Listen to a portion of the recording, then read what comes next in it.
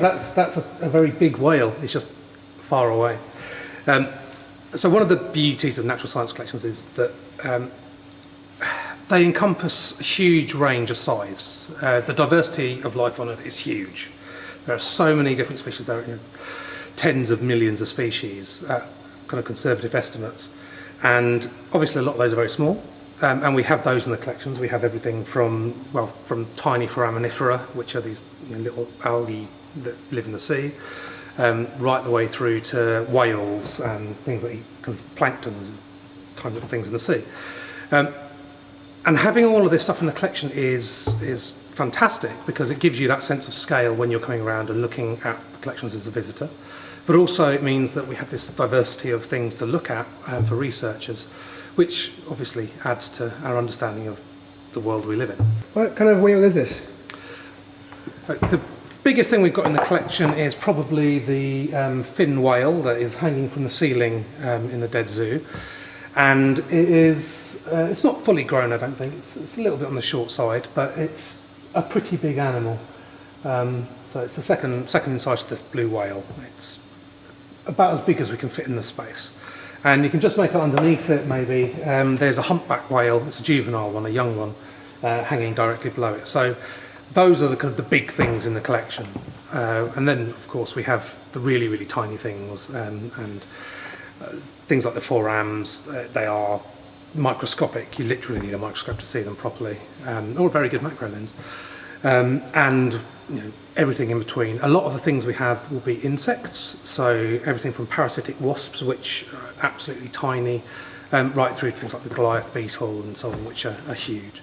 And then when you get into the marine kind of realm, you end up with lobsters, which are that sort of size, and a whole variety of interesting fish. And we've got birds, mammals, everything from elephant birds through to elephants.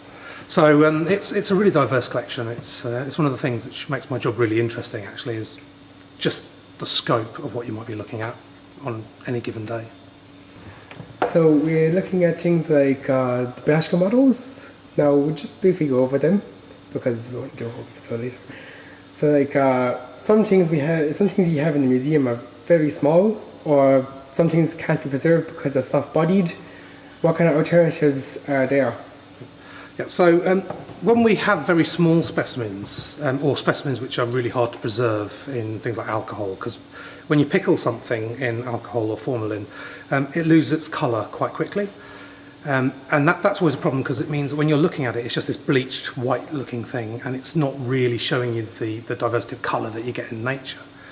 And so one of the things which people have done historically, again, before you had things like good photography and television and so on, was to make models. And you can make pretty accurate models which show the colour. You can paint them, you can use dyes and pigments and all sorts of things to bring out the colours that you want to represent.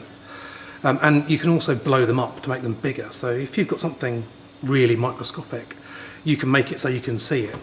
And so we certainly have that for things like the Foraminifera, but we also have it for things like the radiolarians, which you might just be able to see behind me. They're made by a father and son team of glassblowers who are based in Dresden in the 19th century. And they did exquisite work. And this Blaschka father-son company produced specimens which went all around the world and used by museums and universities for teaching and for display. And we have one of the biggest collections in the world. We've got around 560, just over 560 specimens, and some of them are absolutely exquisite. So they're one of the real strengths of the collection, and people are always keen to see them. So I think that's about all we can cover in this episode, but there's an awful lot more to talk about, so stay tuned for the next one.